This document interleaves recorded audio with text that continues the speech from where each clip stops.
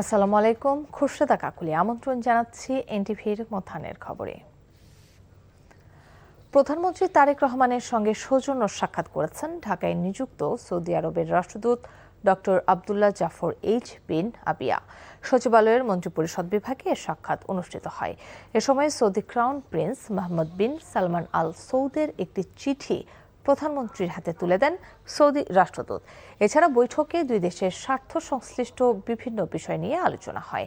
এ সময় পররাষ্ট্রমন্ত্রী ডক্টর খলিলুর রহমান, প্রধানমন্ত্রীর পররাষ্ট্র বিষয়ক উপদেষ্টা হুমায়ুন কবির এবং ঢাকায় নিযুক্ত সৌদি আরবের উপরাষ্ট্রদূত ইব্রাহিম আবদুল্লাহ উপস্থিত ছিলেন।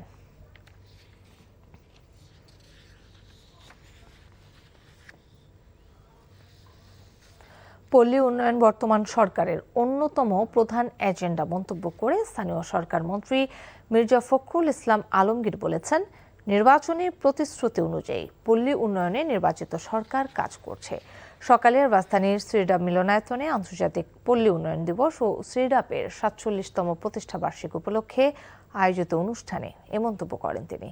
বলেন, অন্তর্ভুক্তিমূলক উন্নয়নে গুরুত্ব দিচ্ছে সরকার। ফ্যামিলি কার্ড সহ নানা কার্ডের মাধ্যমে সাধারণ প্রান্তিক মানুষের উন্নয়নে সরকার কাজ করছে উল্লেখ করে স্থানীয় সরকার মন্ত্রী বলেন, গ্রামীণ জনপদের উন্নয়নে সরকার বদ্ধপরিকর। এ সময় ৫ যুগ ধরে শ্রীডাব পল্লী উন্নয়নে কাজ করছে বলেও জানান মির্জা ফখরুল ইসলাম আলমগীর। প্রান্তিক পর্যায়ে উদ্যোক্তা ও জলবায়ু পরিবর্তন মোকাবিলায় শ্রীডাবের কাজ প্রশংসনীয় বলেও জানান তিনি। Card-based social support. The Family Card program provides monthly financial assistance to low-income women-led households. The Farmer Card, Krishak Card Recall, offers streamlined access to subsidized inputs, loans, insurances, and markets. শিশুরাই জাতির ভবিষ্যৎ, দেশ গড়ার সৈনিক বলে মন্তব্য করেছেন জিয়াউর রহমান ফাউন্ডেশনের vice president doctor Zubaida Rahman. সকালে রাজধানীর তেজগাঁওয়ে সরকারি শিশু পরিবার পরিদর্শন শেষে তিনি শিশুদের আগামীর বাংলাদেশ বলে উল্লেখ করেন। নিজ নিজ ক্ষেত্রে লেখাপড়া করে বাংলাদেশের মুখ উজ্জ্বল করবে এমন প্রত্যাশার কথাও জানান তিনি। এর আগে সেখানে তার আগমন উপলক্ষে শিশুদের উপস্থাপনার প্রশংসা করেন ডক্টর জুবাইদা। পরে তেজগাঁও ভূমি ভবনে এবং পান্থপথ পানি ভবনে মহিলা ও শিশু মন্ত্রণালয়ের আওতাধীন শিশু দিবা যত্ন কেন্দ্র পরিদর্শন করেন জিয়াউর রহমান ফাউন্ডেশনের ভাইস প্রেসিডেন্ট।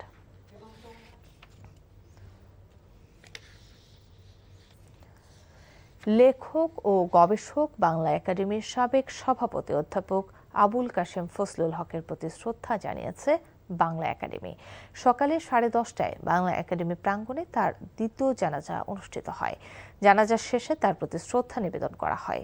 সংস্কৃতি বিষয়ক মন্ত্রণালয়ের পক্ষ থেকে শ্রদ্ধা জানান মন্ত্রী নিতাই রায় চৌধুরী। শ্রদ্ধা নিবেদন করেন ফজলুল হকের দীর্ঘদিনের কর্মপ্রতিষ্ঠান বাংলা একাডেমির সহকর্মীরা। স্মৃতিচারণ করেন ফজলুল হকের রেখে যাওয়া কর্মকাণ্ডের। বাংলা একাডেমির পক্ষ থেকে ফুল দিয়ে শ্রদ্ধা জানানো হয় অধ্যাপক আবুল কাশেম ফজলুল হকের মরদেহের প্রতি। সেখানে শ্রদ্ধা নিবেদন শেষে সর্বস্তরের শ্রদ্ধার জন্য তার মরদেহ নেওয়া হয় জাতীয় শহীদ মিনার প্রাঙ্গণে। সেখানে সর্বস্তরের ভালোবাসায় শেষ বিদায় জানানো হয় অধ্যাপক ফজলুল হককে। রোববার দুপুরে মিরপুরের একটি রেস্তোরাঁয় হঠাৎ অসুস্থ হয়ে পড়লে সেখানকার একটি হাসপাতালে মারা যান তিনি। অবিশ্বাস্য হলেও সত্য, সরকারকে বছরে একটি বইয়ের বাসা ভাড়া গুনতে হচ্ছে 4,608 টাকা। একটি বইয়ের জন্য প্রতি মাসে সরকারি কোষাগার থেকে ভাড়া দিতে হয় 8 টাকা। কেন্দ্রীয় গণগ্রন্থাগারের প্রায় 3 লাখ বই রাখতে বছরে 3 কোটি আর 4 বছরে ভাড়া বাবদ পরিশোধ করতে হয়েছে 12 কোটি টাকা। সংস্কৃতি মন্ত্রণালয়ের বহু ভবন ফাঁকা পড়ে থাকার পরও ভাড়া বাসায় বই রাখতে কেন আগ্রহী কর্মকর্তারা? রাজধানীর শাহবাগে পাবলিক লাইব্রেরির নির্মাণ কাজের আড়ালে দুর্নীতির মহোৎসব নিয়ে ওবায়দুল্লাহ মামুনের 2 পর্বের ধারাবাহিকের আজ শেষ পর্ব।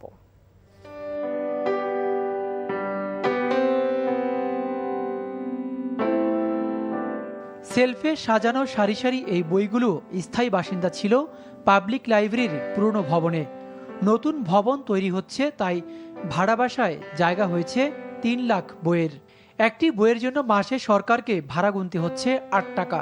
3 লাখ বইয়ের ভাড়া 25 লাখ। বছরে 3 কোটি আর 4 বছরে সরকার ভাড়া বাবদ পরিশোধ করেছে 12 কোটি টাকা।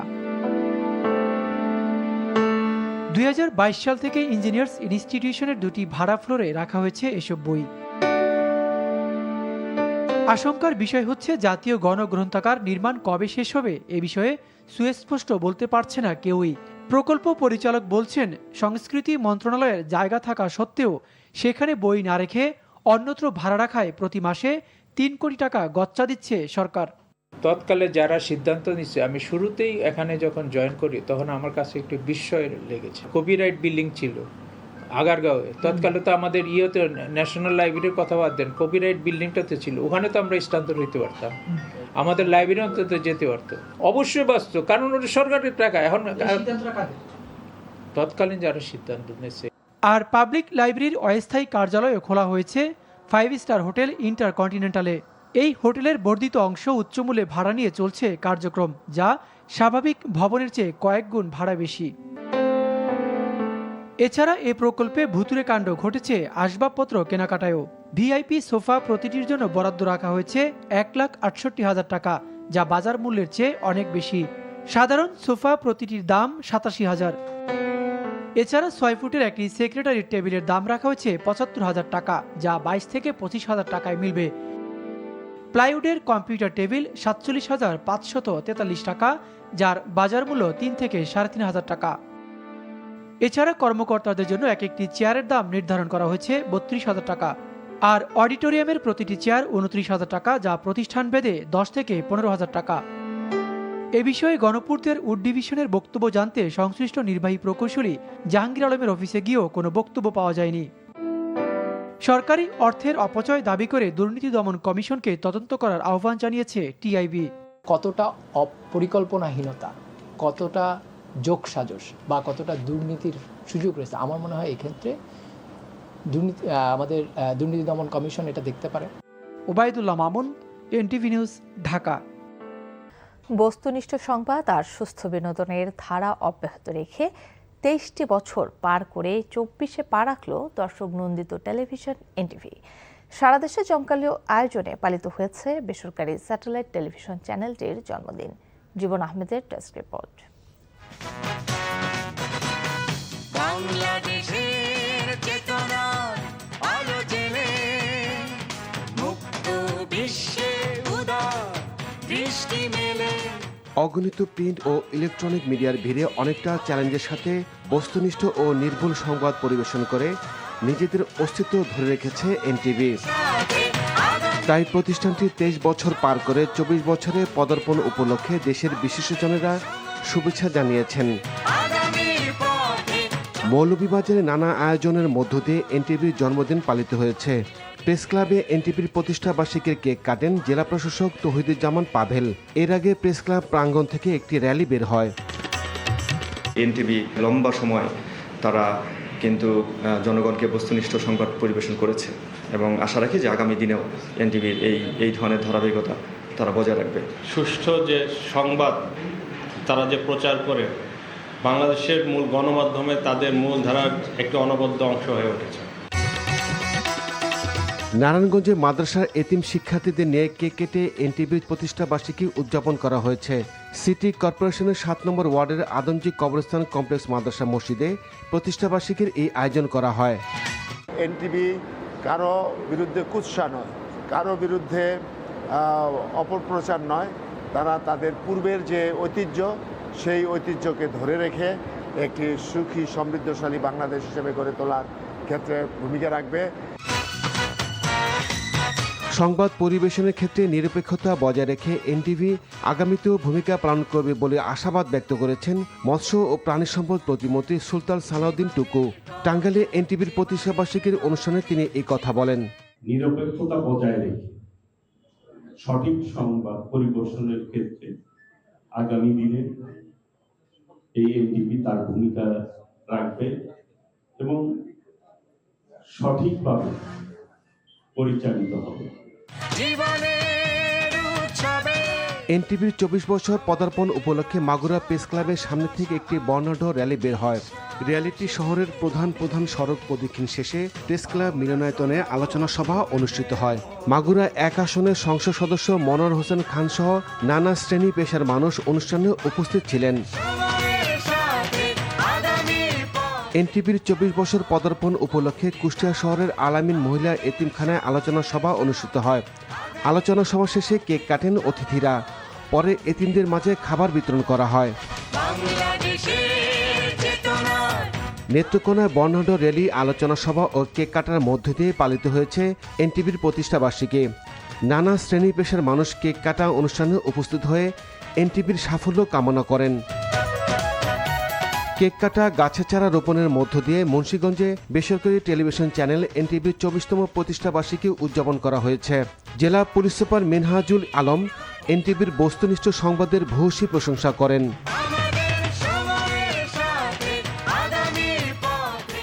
জীবন আহমেদ, এনটিভি নিউজ ডেস্ক। ষষ্ঠ বিশ্বকাপ শিরোপার স্বপ্ন আরেকবার অধরাই রয়ে গেল ব্রাজিলের। হেক্সা মিশন পূরণে ব্যর্থ হওয়ায় হতাশ সমর্থকরা। কেউ নতুন কোচ কার্লো আনচেলত্তির কৌশল নিয়েও প্রশ্ন তুলেছেন। তবে বাংলাদেশের ব্রাজিল সমর্থকদের জন্য আক্ষেপ প্রকাশ করেছেন কানাডা প্রবাসী ব্রাজিলিয়ান ভক্তরা। একই সঙ্গে টুর্নামেন্টে আর্লিং হালান্ডের পারফরমেন্সেরও প্রশংসা করেছেন ফুটবল প্রেমীরা।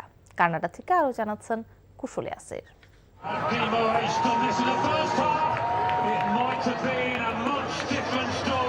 গিমারাইজের পেনাল্টি মিস, হালান্ডের জোড়া গোল আর নেইমারের শেষ মুহূর্তের গোল। নাটকীয় এই ম্যাচে হেরেছে ব্রাজিল, বিদায় নিয়েছে বিশ্বকাপ থেকে, যা 1990 সালের পর প্রথমবারের মতো বিশ্বকাপ থেকে এত দ্রুততম সময়ে বিদায় নিল team Brazil. They had so many chances to get a goal and Holland he's really good. It's the worst thing that's ever happened possibly on this planet. অনেক চান্স পেল, অনেক কিছু করতে পারলো না। It's very depressing.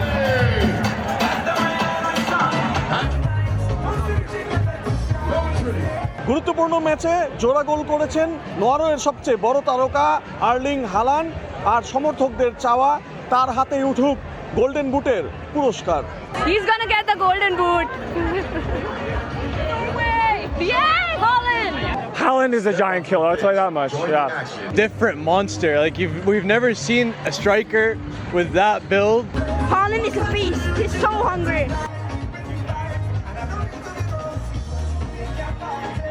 Neymar, Casemiro সহ অনেক তারকার শেষ বিশ্বকাপ ছিল এটি।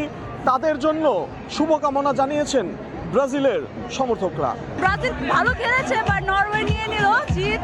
তাহলে দেখি, আশা করি নেক্সট ওয়ার্ল্ড কাপে আমরা কিছু একটা করতে পারি। And hopefully best team may win.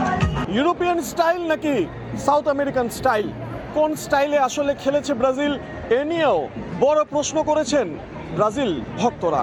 European স্টাইলে খেলতে গিয়ে তাদের নিজেদের খেলা ভুলে গেছে, এজন্য ব্রাজিলরা ফল করতেছে, হারতেছে। বাট আমার জন্য এটা জয়, কারণ আমি Argentina fan. Neymar is too old to play, you know, and this is his last World Cup, so I don't think it was worth him on this World Cup because he's not in his best, you know. সবশেষ 2002 সালে বিশ্ব champion হয়েছিল Brazil. হেক্সা জয়ের মিশনে তারা বারবার বিশ্বকাপের মঞ্চে এসে নিজেদের প্রমাণ করতে ব্যর্থ হয়েছে। আবারও 2030 সাল পর্যন্ত এই হেক্সা জয়ের স্বপ্ন পূরণ করতে অপেক্ষা করতে হবে ব্রাজিলিয়ানদের। কুশলী আসির, এনটিভি নিউজ, টরন্টো, কানাডা। এই ছিল মোথানের খবরে। এই খবরের ভিডিও সহ আপডেট জানতে ভিজিট করুন এনটিভি অনলাইন www.ntvpd.com। এছাড়াও এনটিভি জনপ্রিয় সব অনুষ্ঠান ও খবরের আপডেট জানতে ভিজিট করুন আমাদের ইউটিউব ও ভেরিফাইড ফেসবুক পেজ। দুইটায় দুপুরের খবর দেখার আমন্ত্রণ রইল। ধন্যবাদ সবাইকে।